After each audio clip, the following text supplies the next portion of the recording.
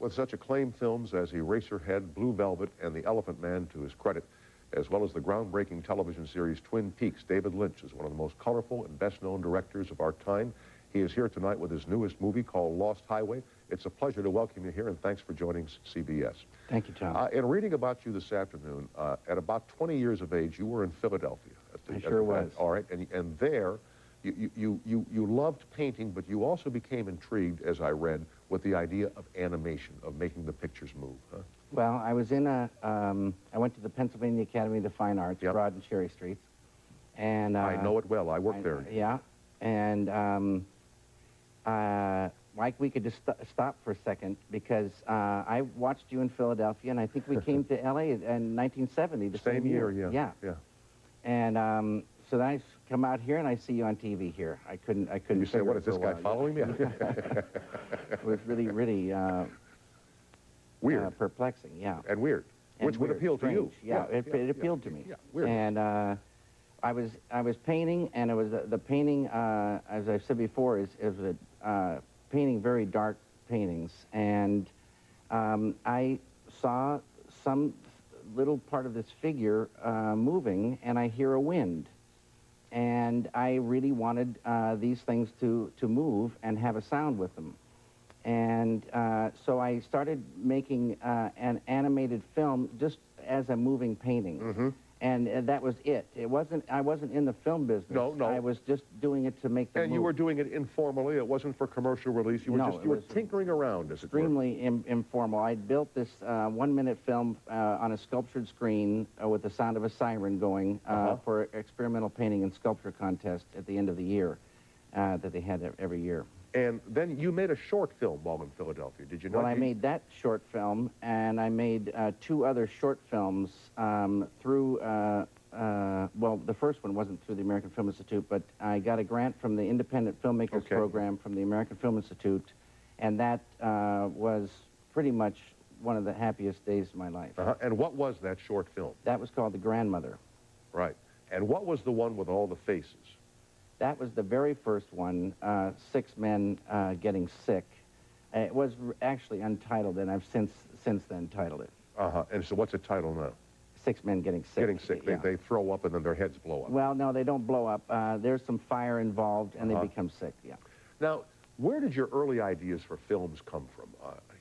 When Eraserhead was being formed in your imagination, where were these ideas coming from? And did you have filmmakers in mind that you wished to emulate or take from, movies you'd seen as a kid? No, sir. Okay. Ideas are, I think we'd all agree, the greatest things no question. Going. Nothing happens unless somebody has an idea. Exactly right. And ideas are sort of closely connected to thoughts. Yeah. And the ideas and thoughts are out there, and how do they come to us? It's a mystery. 1 minute they're not there, and the next minute they're there. Mm-hmm. And, but certain things trigger these things. They must. And my greatest influence was the city of Philadelphia. No kidding. No kidding. Eraserhead was born in Philadelphia. And where would the ideas come from? You know, things, I know that you look a little beneath the surface that the rest of us see. Well, everybody does. Everybody senses things. Yeah. You go into a room and someone's sitting there, and you immediately know that this person is sad, and you can sense it in the air. They don't even have to say anything. Words communicate many things, but there's something else that comes through the air that communicates actually much more. And so as you go around in Philadelphia, you see things, and thoughts begin to form. Things like? Well, I saw, many things. I didn't probably live in an area like you lived in. I lived in quite bad areas of town. Okay. But, so I would see things, and... like one thing you saw that... Well, I saw a woman in a backyard squawking like a chicken. Crawling on her hands and knees in tall, dry grass. And I saw, many strange things that like would catch my eye, too. Yeah, that scene was not in Eraserhead. Anyway, Eraserhead was an enormous success, although it took you 5 years to get it together, to get the money to have it made. Mel Brooks saw it. Eraserhead wasn't a great success. It was on the marquees and art houses for many years, but in terms of great successes, I'm not it measuring. was, I'm not measuring success in dollars. In dollars, okay. No, Yeah. I'm measuring. Then it was a tremendous success. All right, thank you. Yeah. And then, but anyway, Mel Brooks sees this picture, and he said, "You direct the Elephant Man." Yeah, it was, I've said before, maybe even 999 out of 1,000 people would not have said that after having seen Eraserhead. But it was my good fortune to meet up with Mel Brooks. Yeah, but he saw Eraserhead. Right, he did. And something in that picture, I don't know what it was because I haven't talked to him about it, something touched him. Yes. Something said, this is the man who can bring this project to fruition. Yes. And as a matter of fact, the project, you not only brought it to fruition, but it earned you an Academy Award nomination. It did. And placed you in the forefront of young Hollywood motion picture directors. Yes, it was a beautiful thing. It was a gift from God. It was. Okay, It was. There you go. Now, we will continue in just a second here because now I want to go to the next part of the story, where you are offered the directorship of The Return of the Jedi. And you reject that and say, no, I'm going to go on and make a picture called Dune. It wasn't quite that way, but... but for my little purpose here. Sure. Okay. Fantastic. We will continue with David Lynch. The newest picture is called Lost Highway, and we have a little clip from that as well. Fantastic. So we'll have all that and more on the plate right after this short break. You're watching CBS.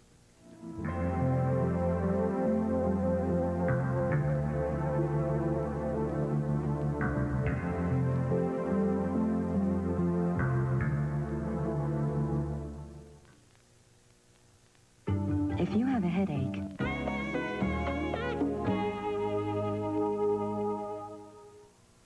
I hang out with a... Let me try this one. Had you done Return of the Jedi instead of Dune, what difference do you think it would have made in your life? You can't ever tell about those things. To Susan of the toll-free in Raleigh, North Carolina. Hello and welcome to CBS. Oh, good morning. Good morning. My question tonight is, David, are you ever bothered by what the critics say about your films? And when are you coming back to Wilmington? Oh, you're calling from Wilmington? Yeah, well, I live in Wilmington sometimes and work on films, but we need you here. Well, bless your heart. Yeah, some things critics say bother me. I really believe in constructive criticism instead of destructive criticism. And so lately I'm not reading those things. Okay. You don't mind if somebody, for example, were to review your film and point out what in their view they felt were deficiencies. But if they simply come on and say, you know, David Lynch made a stinky movie, that's not fair. But if somebody comes on and presents a legitimate critique of your work, that's okay by you. Right. I had a great teacher named Frank Danielle at the American Film Institute, and he taught with constructive criticism. Okay. So you could be criticized, but it was money in the bank for you for your next project, and he would inspire you as he was, you know, being somewhat critical. Got you. Susan, I'm glad you called. Thanks for watching. Oh, yeah. See you in Wilmington. See you, All right. see you, Susan. All right, bye-bye. Bye. Robert Blake was here about 2 weeks ago, and he talked about making this film, Lost Highway, with you. And he said, and I can say this to you because you've probably heard this, that he saw the picture and he didn't really understand the picture. Right. Is it okay with you if people go to this movie and they just don't understand Well, it? Robert's a little slow, but Robert's a great guy, and he is. He was great on your show. He always just got is. away, and it was really because of a talk show. It was I saw him on Carson a long time ago. I was so impressed with him for being a guy who speaks his mind. Yes. And he told me right at the first meeting, I don't understand the script, but I want to do it. And an actor has to understand his or her character. And as far as the whole thing, it may not be 100% important. And Robert is incredible. He had an inner thing going in his performance that was really something. I've got a little clip of him. What is his character? He plays a guy called the Mystery Man. The Mystery Man, all right. And let me just show this to you then. This is a little snippet here from Lost Highway featuring the work of our friend Robert Blake, as directed by David Lynch. We've met before, haven't we? I don't think so. Where was it you think we met? At your house, don't you remember? As a matter of fact, I'm there right now. That's crazy, man. Call me.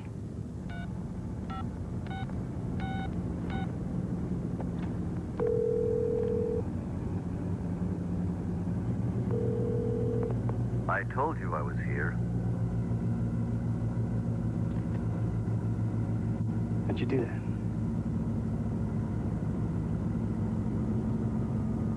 Ask me.